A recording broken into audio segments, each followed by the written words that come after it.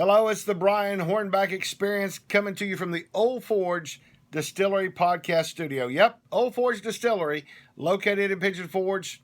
They've been aging bourbon for over 10 years. They started in 2014. This is 2024. That's a decade of aging bourbon. Right behind me is their new Iron Mountain bourbon, and right beside it is the Old Forge Reserve bourbon. So go up to Pigeon Forge when you're up there. Stop by. Those guys are right behind the Old Mill Restaurant.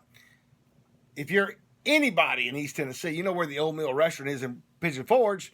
So Old Forge is right behind the Old Mill Distillery. Appreciate those guys being on.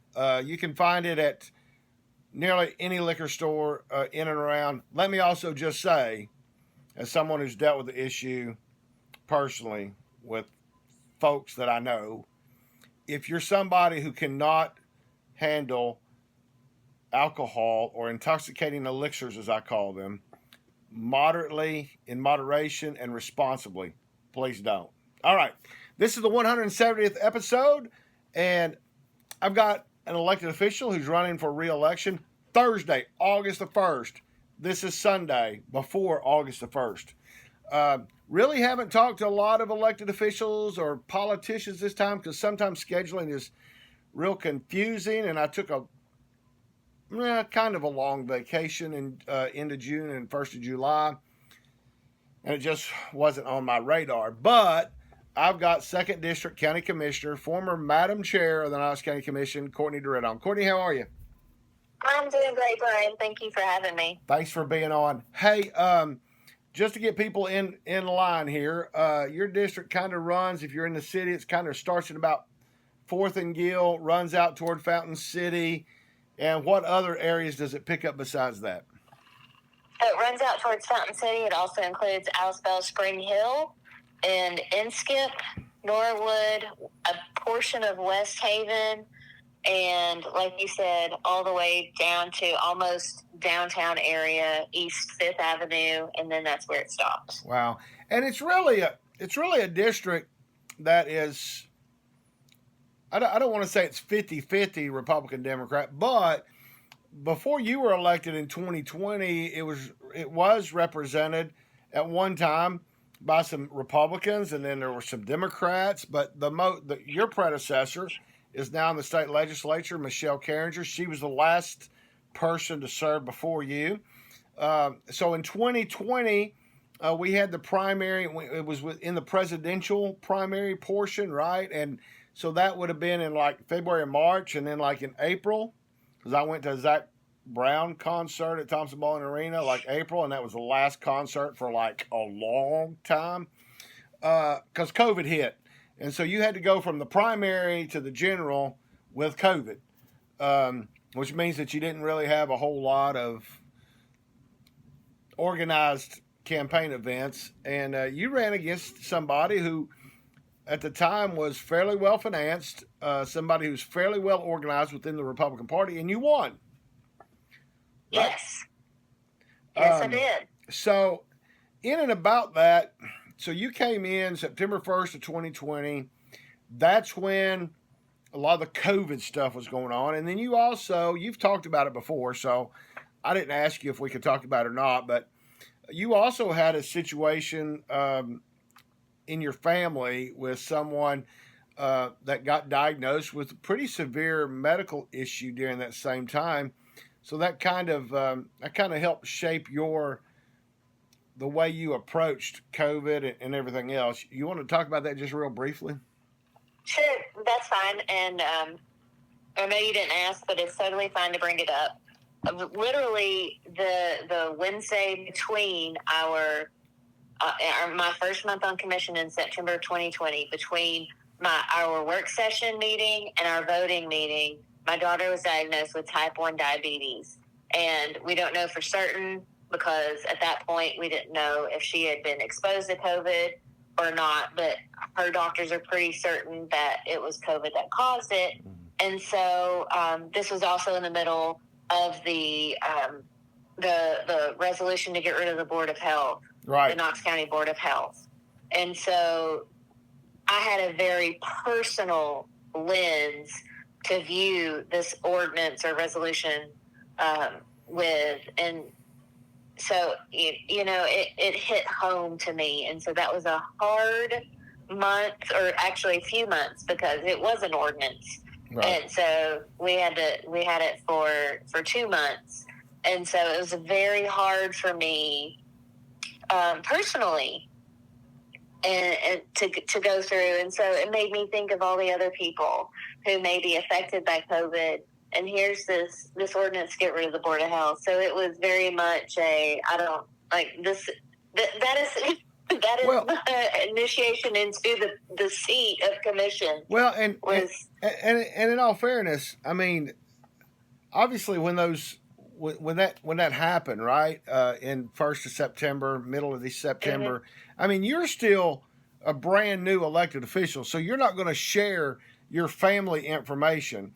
But, I mean, when we're talking about type 1 diabetes, and we're talking about juvenile diabetes at that, mm-hmm. that's, you have type 1 and you have type 2, which is non-insulin. So when you get a diagnosis like that for someone relatively young, type 1, it's kind of severe, but we'll move beyond that. So fast forward through the whole COVID thing, we get to another election in 22, Gina Oster in 3rd District, Kim Frazier at large, and Rhonda Lee out in the 7th District, out in Halls. Those three win their elections. They win their primaries. They win their general elections. They come on the board and they join Republican Commissioner Terry Hill. They join Democrat Dr. Daisha Lundy, and they join Democrat Courtney Durrett. So there's 6 ladies now on the county commission. And, most of the time I have followed county commission since mid to late 80s.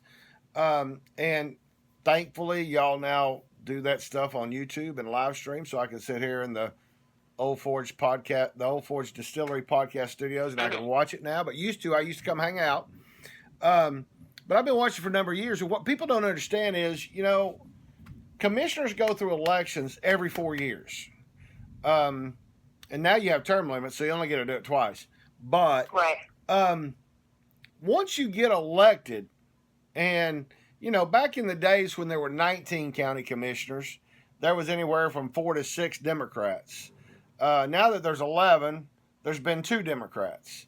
But once you get elected and once you get past the partisanship of the election, then you actually have to work together.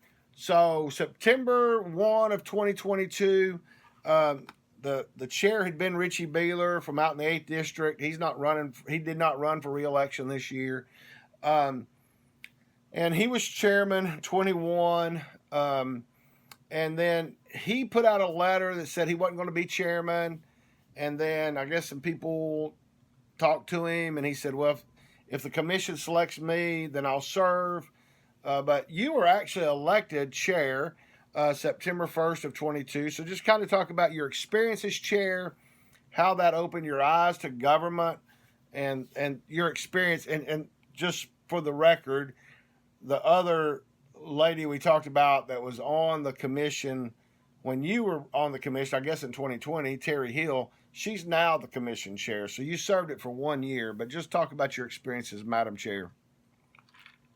So you're correct. In September 1, 22, I was elected as chair of the commission by the 6 women. Even Commissioner Beeler changed his vote.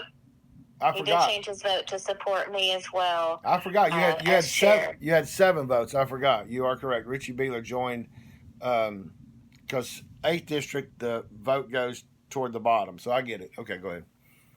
Correct. And so I just approached it as like, this is a job to run the commission. It's not partisan. If I'm doing my job correctly, and this is something I learned in my time as a Senate bill clerk for the state legislature. I worked for the state Senate for 2 years as a bill clerk, and we're not partisan because we work for all 33 senators. And so I took my training from that role into this new one as, I am here to represent the people of Knox County and to run this commission as a neutral person, because we have both. While there were only 2 Democrats, if Dr. Daisha Lundy wanted to bring something forward, I would allow it. If any other commissioners wanted to bring something forward, I would allow it, because it is not my job to withhold something just based on party lines. And Right. so that's how I approached it throughout the year. And I didn't really speak up much either, because, again, I view the role as being a neutral body. I am there to run the meeting. I am not there to push an agenda one way or another. Right. And so that's how I approached it. And I do feel that that's how my successor, Commissioner Hill, has approached it. We don't get anything done if we can't work together. And so that's the whole point of the job, is to make sure people are working together and we're fulfilling our duty as commissioners. And so I think it's done. I think Commissioner Hill has done a great job. I felt like throughout my year of being chair, it is hard. Like, people don't understand what the chair of commission has to deal with, and there are things we have to approve. We're basically on call 24/7, and I am thankful for the body to have the faith, the confidence in me, and the faith in me to do the job, and I'm happy to have fulfilled it. And I am appreciative of Commissioner Hill and what she has done the past year. So let's kind of fast forward. One of the reasons I wanted to have you on here is, your campaign. I mean, so you wound up with no Democrat in the primary, which is a good thing. You wound up with a Republican candidate. You wound up with an independent candidate. Your Republican candidate has raised some money. Your independent hasn't reported any money, but I understand he is doing some outreach to voters. But the main reason I want to get you on here was your campaign was not one that was getting a lot of attention. There was a lot of attention going on in the 9th District Commission race. The 4th Commission District race has gotten a lot of talk. The 9th and the 4th have gotten a lot of talk. The 5th, a little bit. Haven't heard much from the 6th. That's Chair Lady Hill. And by the way, yes, folks, I refer to Commissioner Durrett as Madam Chair, and I refer to Commissioner Hill as Chair Lady. I do that distinction only in my head. If anybody else wants to do it, that's fine.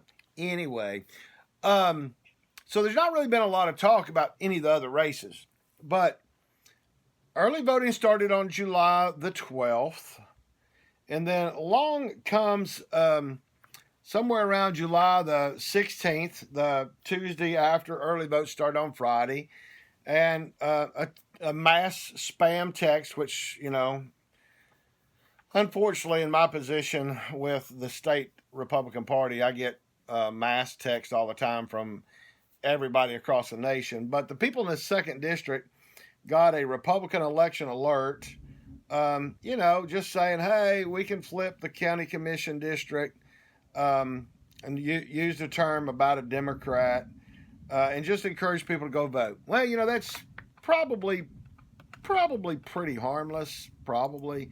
I mean, to say that Courtney is very liberal is probably a stretch. But there was another text that went out that said that you, Courtney Durrett, Commissioner Durrett, former Madam Chair Durrett, is a blank check for big developers and realtors. First thing I want to ask you before you talk about that text, and then we'll talk about something else that's gone out, is, one, are you a realtor or are you a big developer? I am neither. I am not a realtor, nor am I a big developer. Is your opponent a realtor? She is. Right. So, and interestingly enough, I believe it was not what I call the Knoxville area realtors. I think they now call themselves East Tennessee Realtors. they actually have endorsed you for re-election, correct? That's correct. Right. So, that's all well and good. I mean, interestingly enough, one of the criticisms is that you've approved large apartments in the 2nd District, that you've approved large density in the 2nd District. Just curious, does the county commission approve any apartments or density or land use in the 2nd District? Well, I'm happy you brought that up, Brian, because District 2, the 2nd District, the 2nd County Commission District, is 100% within city limits. So any and all zoning request goes within the 2nd District, goes to city council. Right. So they would It does not go to county commission. And let me add to this. In the 4 years that I have been on county commission hasn't approved high density, large apartment complexes at all. Really? Really? Wow.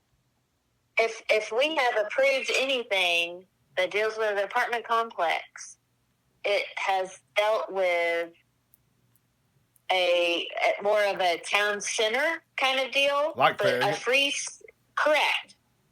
But that also included single family. It also included retail space. It also included a number of things for a mixed use type development over a large amount of acreage. Right. It was like, but to say we have, or to say I have, and to say commission has approved a high density apartment complex on its own, nope. So and then high density also isn't defined. Right. So there's that as well. So just to back up a little bit, in your first term for commission, when you were serving from 2020 to 2022, you served with my boss, Justin Biggs, Knox County trustee now. He was at-large county commissioner.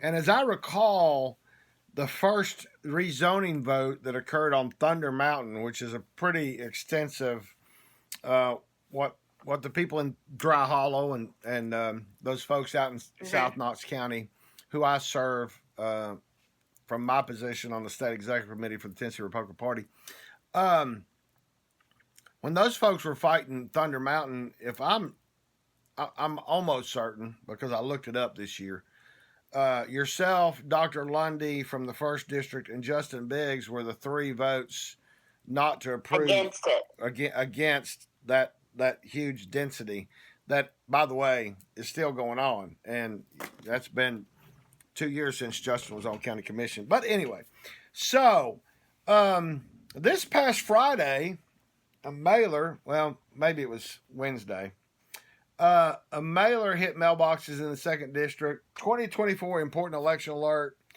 yada, yada, yada. It talks about your opponent. It says no sanctuary county for illegals, no property tax increase, stop reckless development, keep police in schools.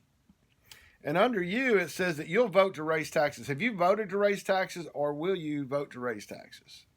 I haven't voted to raise taxes, and our county mayor has made it abundantly clear in the next 2 years, the remaining 2 years of his term, that there will not be a tax increase. Right. I mean, voting to raise taxes would be the 100% last resort on any commissioner's agenda. And it would take 6 of the 11 to do that, right? Correct. Right. It would. It also says that you've received over $32,800 from real estate developers and their lobbyists. That's actually an interesting point that my opponent is trying to make. I don't know if you subscribe to the Compass. Oh yeah. Or okay, so all they did was just republish what the election commission stated as the total monies raised for candidates so far in the race. And mine was listed, and it was correct because I double checked to make sure, because I do that because I want the things put out about me to be factual. I have raised a little over $25,000. Oh. So to say that I have raised $32,800 from real estate developers and lobbyists is false. It's not only false because it hasn't just come from them. Total, I haven't raised $32,800. Wow. In this election. Well, and I along with Compass, a number of years, I have gone through and I report the numbers. I mean, it's every time all y'all that are on the ballot, the numbers kind of go together. So I'm glad you cleared that up. Said that in 2023 you voted for gun confiscation in Tennessee. Yeah, I have no idea what that's a reference to. I'm just curious when Knox County was able to pass something that affected the entire state. Correct. I don't know what gun confiscation means, and to be quite believe it or not, I'm a gun owner. Just because I'm a Democrat doesn't mean I don't own a gun, and right. So to say that I voted for gun confiscation, I don't know what that means. So the last point was Knox. It's kind of ironic. It is ironic, and I mean 2023. That was like just last year, so I would think we would right. I think we would all remember it. The last point on this side was Knox Democrats want a sanctuary county for illegals. Hey, look, you're a Democrat candidate. I've been a Republican since 1982, 2 years before I could vote.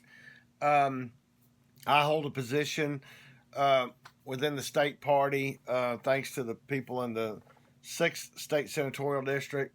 My website will be 20 years old on the 9th of August. And so I've been doing this. Oh, wow. Congrats. Thank you. I've been doing this before I was county party chairman, and I was doing it before I was state executive committee. And some people just can't understand that there's differences in what I do in my positions. But hey, so I don't agree with my party all the time, but I'm not sure that I've seen anywhere where the Knox County Dems have vowed to do that, and I'm going to leave that up to the Dems to decide to do that. But are you in support of Courtney Durrett, Commissioner for the 2nd District, are you in support of Knox County becoming a sanctuary county?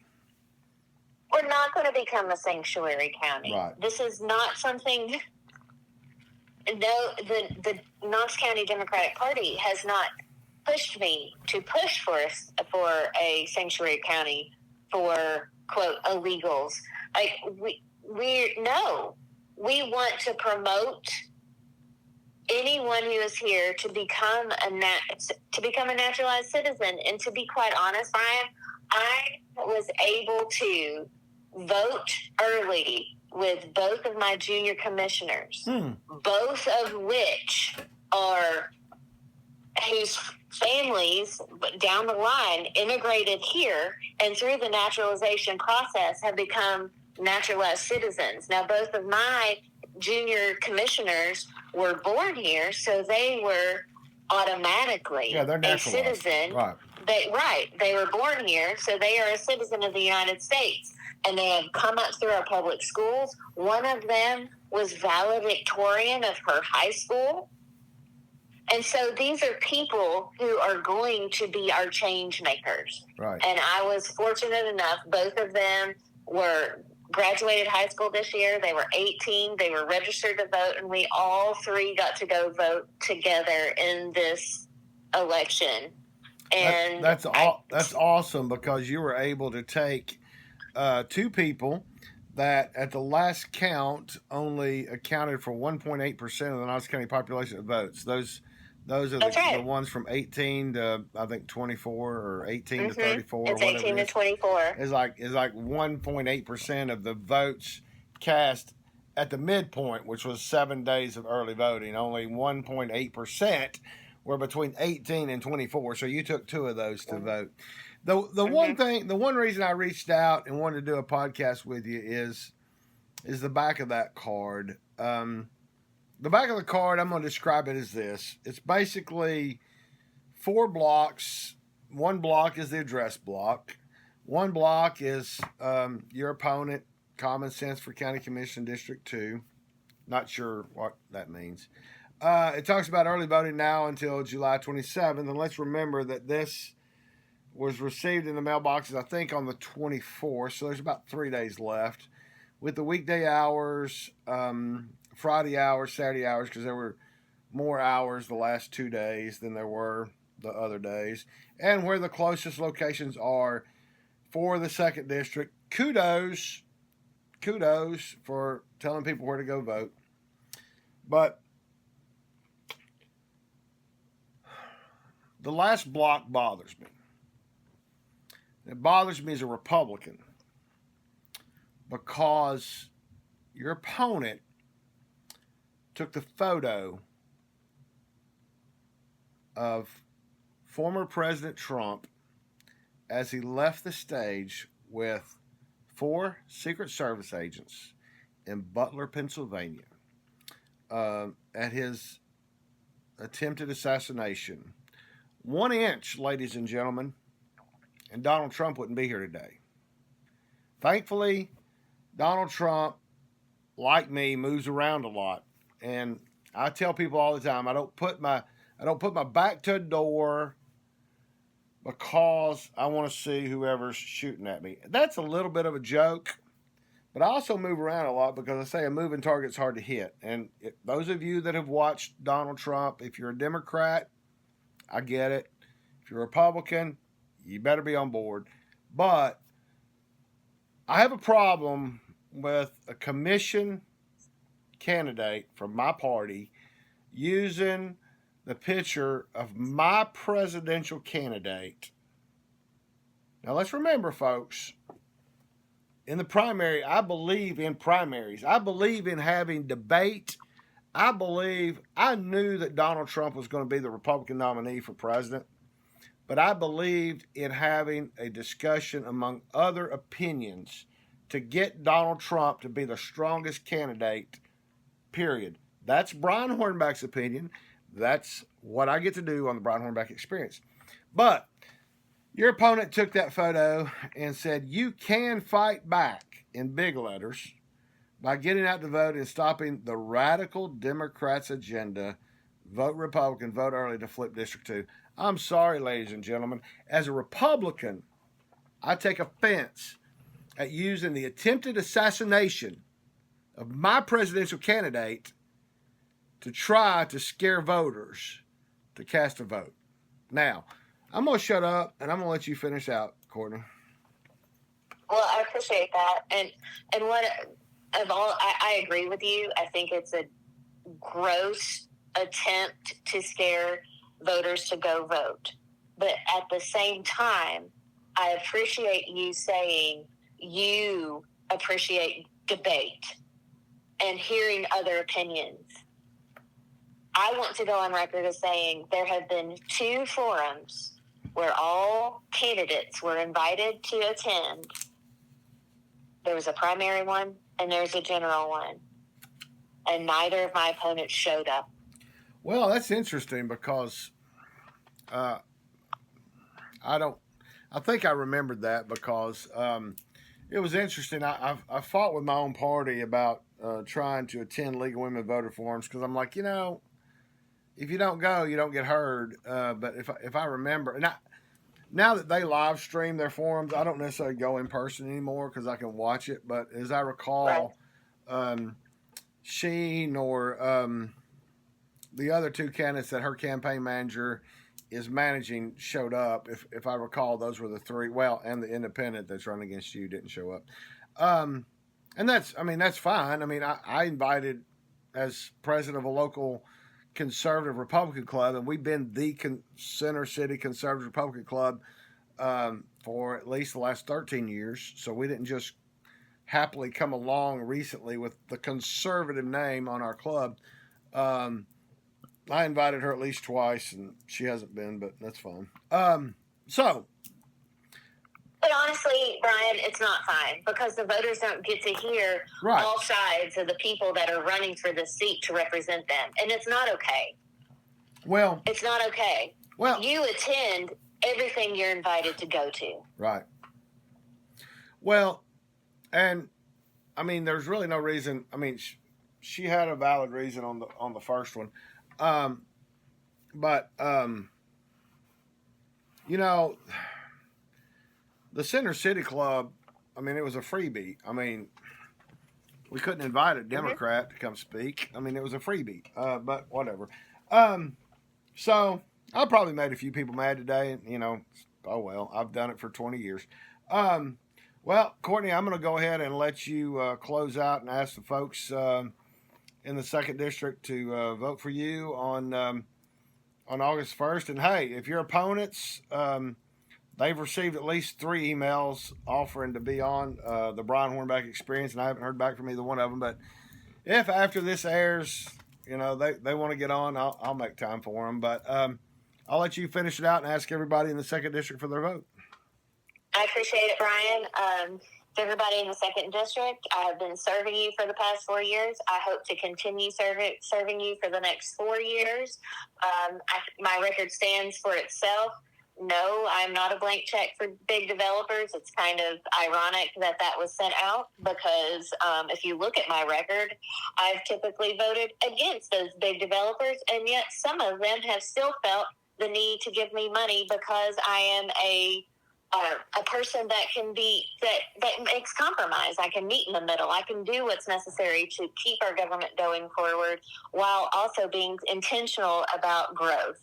I don't vote for reckless development, as you stated prior in our conversation. And so I just appreciate the time here with you, Brian. I appreciate our voters putting their faith in me, and I hope they will do it again. And I ask for their vote again on August 1st, which is this Thursday. Polls are open 8 a.m. to 8 p.m., and I look forward to representing you for the next 4 years. All right. Thanks for being on.